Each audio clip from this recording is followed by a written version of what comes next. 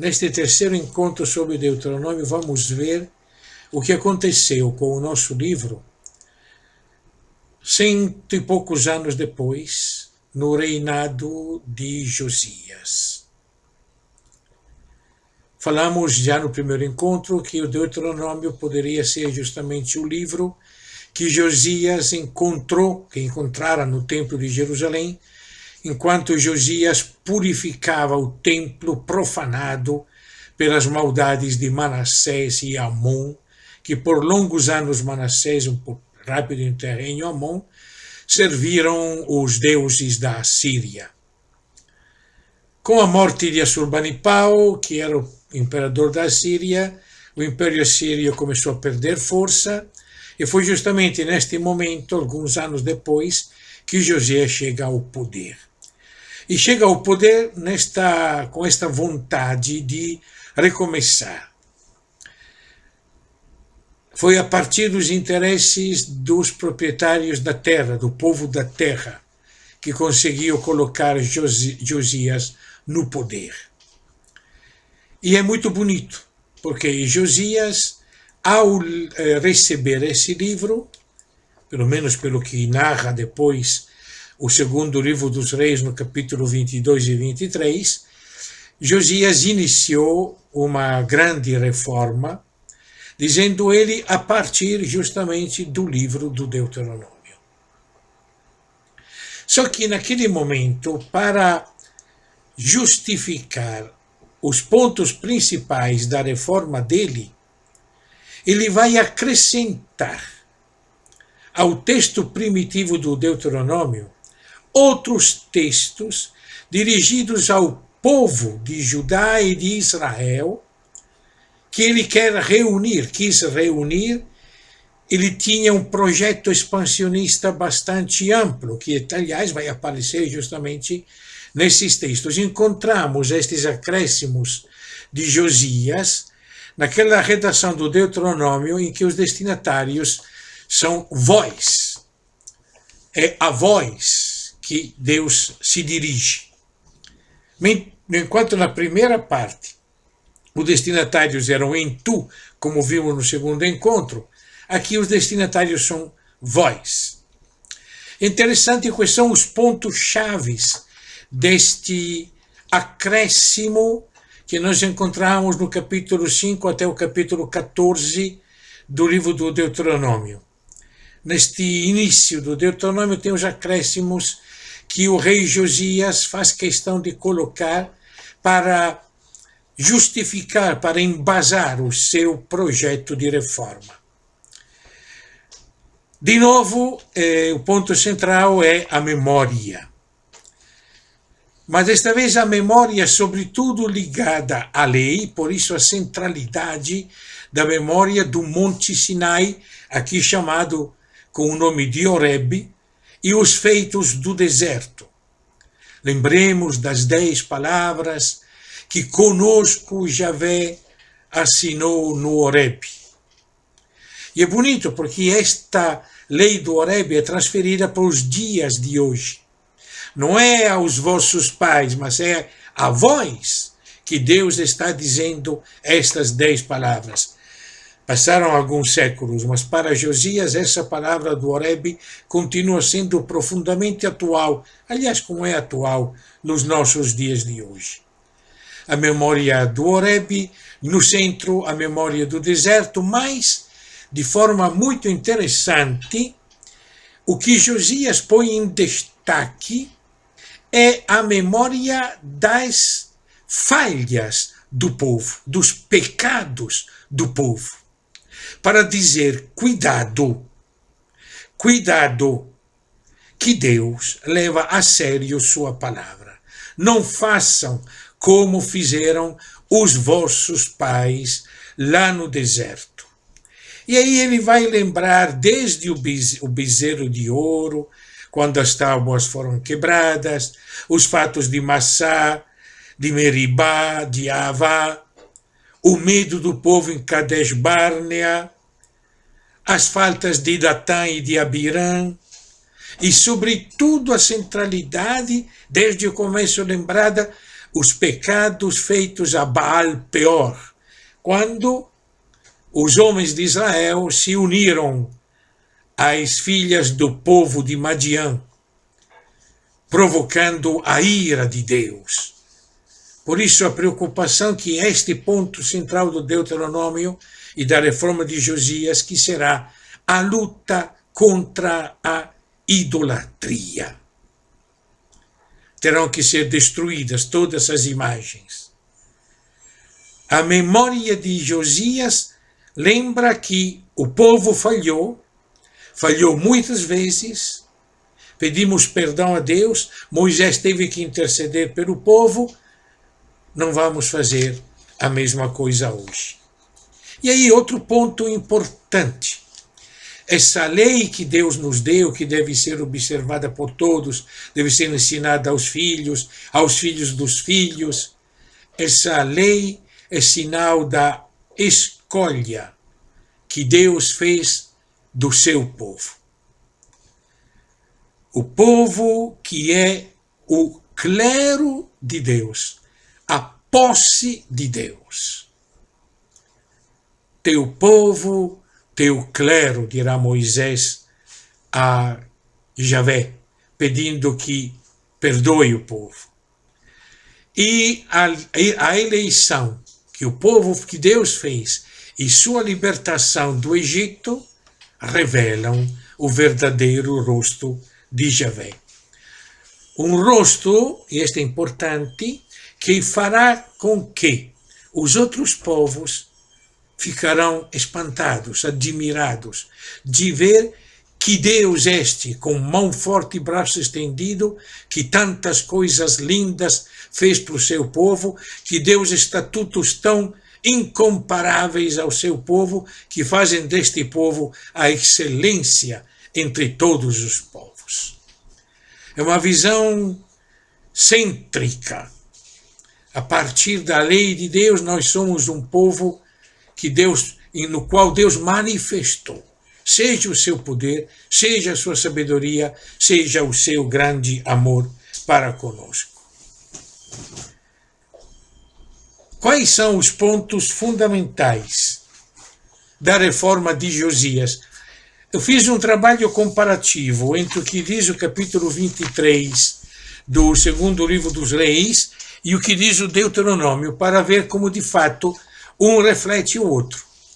O capítulo 23 começa dizendo que os reis, estando de pé, concluíam na presença de Javé a aliança que impunha de seguir Javé, de custodiar seus mandamentos, suas leis, seus preceitos, com todo o coração, com toda a sua alma, e obedecer a todas as cláusulas da aliança escritas neste livro.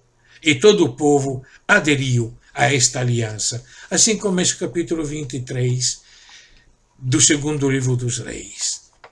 Uma linguagem bem do coração, todo o coração, toda a alma, linguagem bem deuteronômica. E o que o Deuteronômio diz desta lei? Só alguns trechos que são muito interessantes.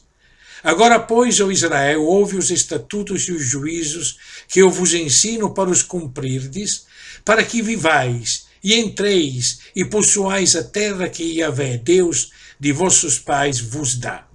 Não acrescentareis a palavra que vos mando, nem diminuireis dela, para que guardeis os mandamentos de Yahvé, vosso Deus, que eu vos mando. E as farás saber a teus filhos, e aos filhos dos teus filhos.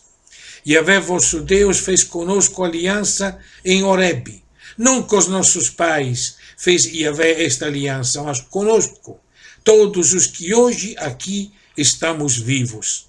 Ponde, pois, estas minhas palavras no vosso coração e na vossa alma, e atai-a por sinal na vossa mão, para que estejam por frontais entre os vossos olhos. Ensinai-as a vossos filhos, falando delas assentado em tua casa, ou andando pelo caminho, ou deitando e levantando-te, e escreve-a nos umbrais de tua casa, nas tuas portas. Esta centralidade da lei que nós precisamos seguir e obedecer para podermos, de um lado, mostrar que somos o povo de Deus e do lado garantir que nós teremos sempre a vida. Outro ponto importante da reforma de Josias. O rei ordenou de trazer para fora do santuário de Yahvé todos os objetos de culto de Baal, de Aserá e de todo o exército do céu. Depois os queimou.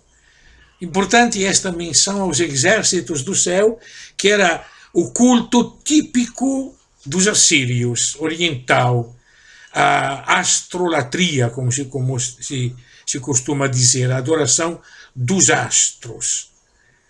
Josias mandou retirar do templo tudo que era ligado aos antigos cultos cananeus de Baal e de Aserá e aos novos cultos assírios que Manassés tinha implantado em Jerusalém. Escutem o que o Deuteronômio diz a respeito no capítulo 7. E a ira de Yahvé se acenderá contra vós, e depressa vos consumiria. Porém assim lhes fareis: derrubarei os seus altares, quebrarei as suas estátuas, cortareis os seus bosques, queimareis a fogo suas imagens de escultura. Foi o que Josias fez. Depois o capítulo 23 narra como Josias derrubou todos os altares dos santuários que estavam na terra de Israel e de Judá, santuários antigos de memória popular, onde, porém, se misturavam cultos javistas com cultos cananeus. E aí Josias faz a sua grande reforma, eliminando, destruindo tudo isso. Olha o que diz o livro dos Reis. Ele suprimiu os falsos sacerdotes que queimavam perfumes nas alturas, nas cidades de Judá e nos arredores de Jerusalém, e também aqueles que queimavam incenso a Baal, ao sol, à lua, às constelações e a todo o exército do céu. Esses cultos cananeus e cultos assírios misturados, os sacerdotes destes cultos, Josias suprimiu, eliminou. Assim fala o Deuteronômio: para que não vos corrompais e vos façais alguma imagem esculpida, na forma de qualquer figura, semelhança de homem ou mulher, olha a deusa, Azerá, figura de algum animal que haja na terra, figura de alguma ave alada que voa pelos céus, figura de algum animal que se arrasta sobre a terra, figura de algum peixe que esteja nas águas debaixo da terra. Esta é a zoolatria típica da religião egípcia. E que não levantes teus olhos aos céus e vejas o sol e a lua e as estrelas, todo o exército dos céus, e seja impedido a que te inclines perante eles e sirvas aqueles que Yahvé teu Deus repartiu a todos os povos debaixo de todos os céus. Como é que tu vai adorar como o povo de Israel aquilo que lá está no céu, que é de todos os povos, para todos os povos? Seu culto típico aos astros do mundo assírio. Outro ponto fundamental da reforma de Josias, lembrada no segundo livro dos Reis, capítulo 23. Demoliu também a casa dos prostitutos sagrados, que se encontravam no templo de Yahvé, onde as mulheres teciam véus para Azerá.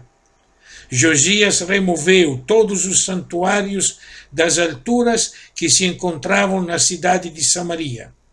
O rei ordenou a todo o povo: celebrai uma Páscoa em honra de Yahvé vosso Deus, como é escrito neste livro da aliança.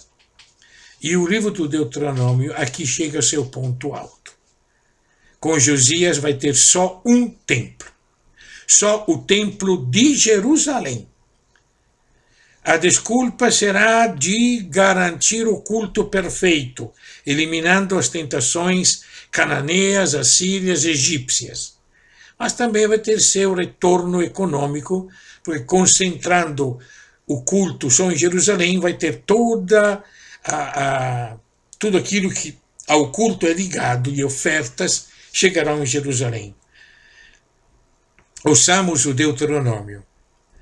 Destruireis totalmente todos os lugares, onde das nações que possuireis serviram os seus deuses, sobre as altas montanhas, sobre os outeiros, debaixo de toda árvore frondosa.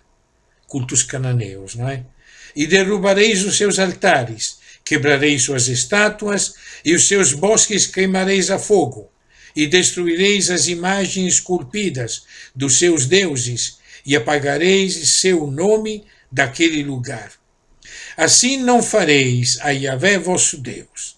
Mas o lugar que Yahvé vosso Deus escolher entre todas as vossas tribos, para ali pôr o seu nome, buscareis como sua habitação, e ali vireis, e ali trareis os vossos holocaustos, os vossos sacrifícios, os vossos dízimos, as ofertas alçadas de vossa mão, os vossos votos, as vossas ofertas voluntárias, os primogênitos das vossas vacas e das vossas ovelhas. E ali comereis perante Yahvé vosso Deus, e vos alegrareis em tudo o que puserdes a vossa mão, e as vossas casas, no que abençoar Yahvé vosso Deus. Não fareis conforme a tudo que hoje fizemos aqui, cada qual fazendo só o que lhe parece bem aos seus olhos, porque até agora não entraste no descanso e na herança que vos dará Yahvé vosso Deus. Mas passareis o Jordão, habitareis na terra que vos fará herdar Yahvé vosso Deus, e vos dará repouso de todos os vossos inimigos em redor, e morareis seguros. Então haverá um lugar que escolherá Yahvé vosso Deus, para ali fazer habitar o seu nome. Ali trareis tudo que vos ordeno, os vossos holocaustos, os vossos sacrifícios, os vossos dízimos, e a oferta alçada da vossa mão, e toda a escolha dos vossos votos que fizerdes a Yahvé. E vos alegrareis perante Yahvé vosso Deus, vós e vossos filhos, e vossas filhas, e vossos servos, e as vossas servas, e o levita que está dentro de vossas portas, pois o levita não tem nem clero, nem herança, não tem posse, nem herança. Este é o ponto alto da reforma de Josias. A concentração do culto já vista em Jerusalém. Acabar com todos os ídolos, não tem mais nenhum tipo de convivência com os cultos cananeus, a ter que ser destruído tudo com os cultos assírios e egípcios, unicamente em Jerusalém, unicamente aí, os holocaustos, os sacrifícios, os dízimos e todas as ofertas. O último ponto dessa reforma, Josias eliminou também os adivinhos, os feiticeiros, os amuletos, os ídolos e todas as abominações que se podiam ver na terra de Judá e em Jerusalém. E é a ordem que se repete no Deuteronômio. Aquele profeta, o sonhador de sonhos, morrerá, pois falou rebeldia contra Yahvé vosso Deus, que vos tirou da terra do Egito e vos resgatou da casa da servidão. Este é o trecho importante do Deuteronômio feito por Josias, mas nesse texto do Deuteronômio tem outros dois pontos importantíssimos do projeto de Josias, que não foi só um projeto de tipo, digamos, cultural religioso. Com o enfraquecimento da Assíria, Josias tentou expandir o antigo reino de Israel dos tempos de Salomão. Tentou retomar todas as terras desde o tempo de Salomão. Tentou, conseguiu momentaneamente. Depois perdeu tudo, evidentemente.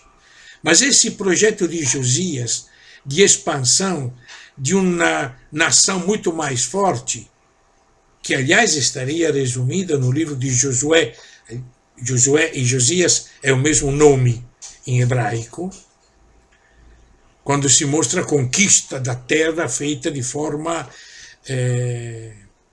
de guerra, de conquista mesmo, eliminando todos os inimigos. Este projeto expansionista de Josias, ele colocou dentro do Deuteronômio. Encontramos aí, também Yahvé, de diante de vós lançará fora todas estas nações, e possuireis nações maiores e mais poderosas do que vós.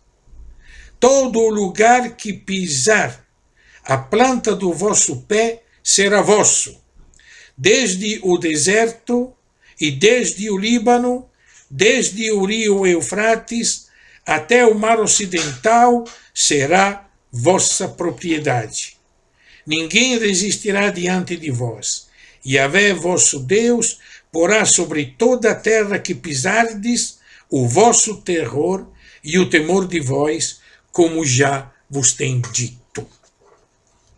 Importante este projeto, porque por causa deste projeto depois Josias será morto na guerra contra a Babilônia, morto pelo imperador do Egito Necau, que não suportava esse crescimento político do poderio do reino de Judá.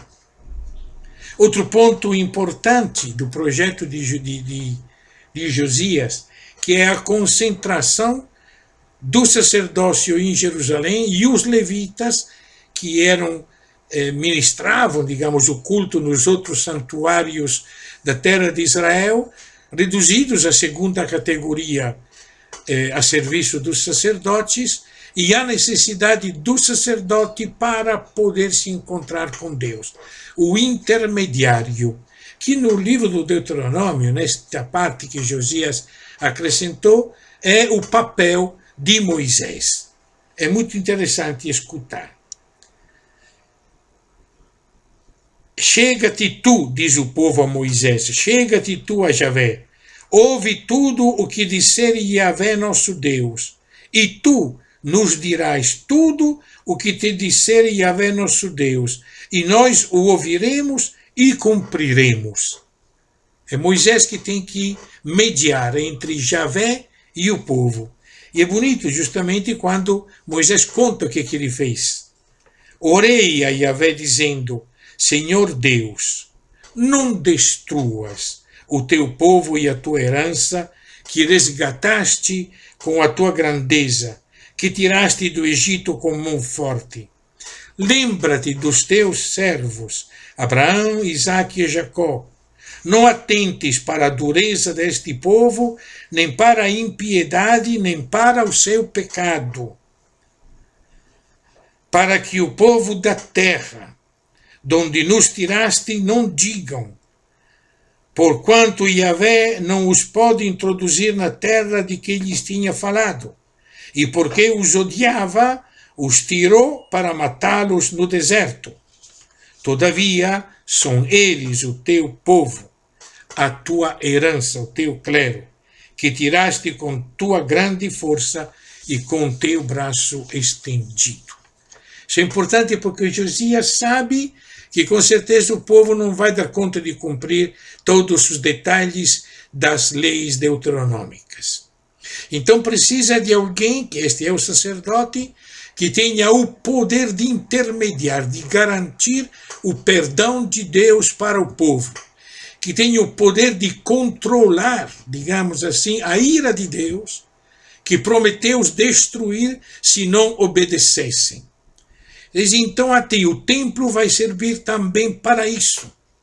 Não só para prestar culto a Yahvé, não só para garantir a chegada de toda a riqueza de Judá dentro de Jerusalém, mas também para garantir que o templo será instrumento de perdão em caso de falha.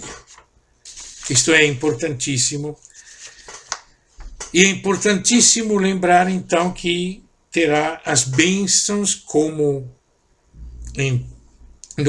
na outra versão do Deuteronômio, só que aqui interessante, a bênção é esta. Deus vai mandar a chuva. A terra de Israel não é como a terra do Egito, que tu plantava, mexia com o pé e já estava pronto tudo. Terra fofa, terra boa. Essa terra aqui é dura, terra semiárida, precisa de chuva. É Deus que cuida da tua colheita.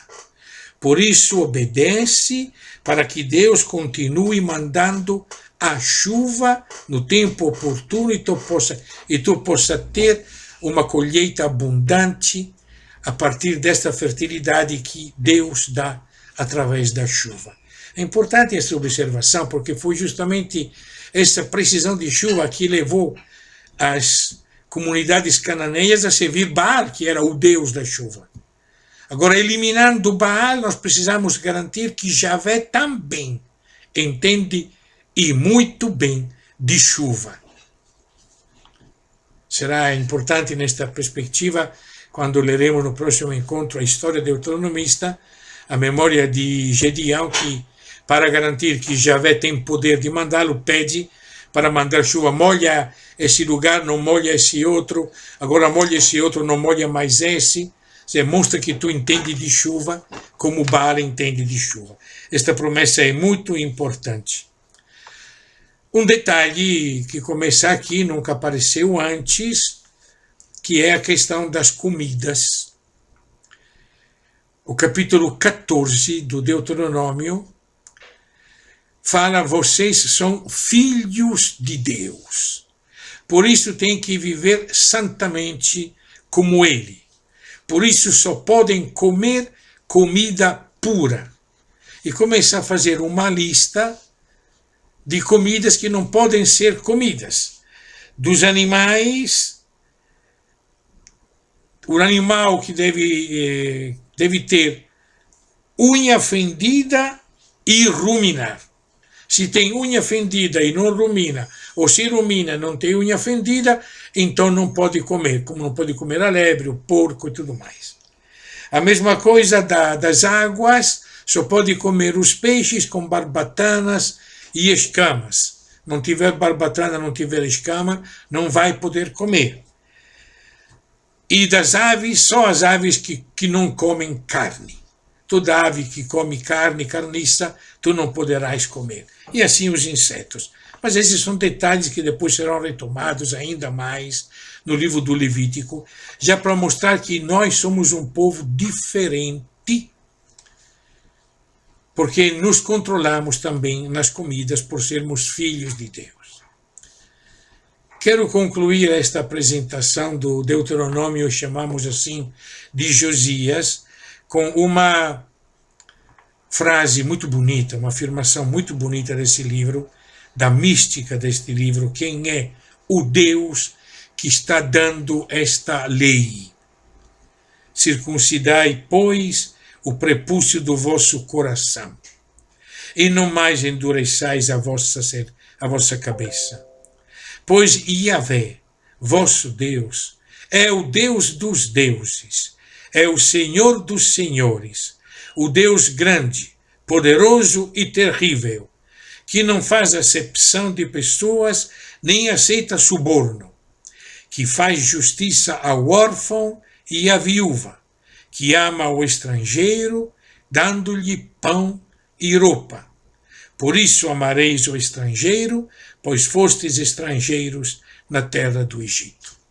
Yahvé é o Deus poderoso, Deus dos deuses, Senhor dos senhores, mas é o Deus que sempre fica do lado da justiça, do lado do mais fraco.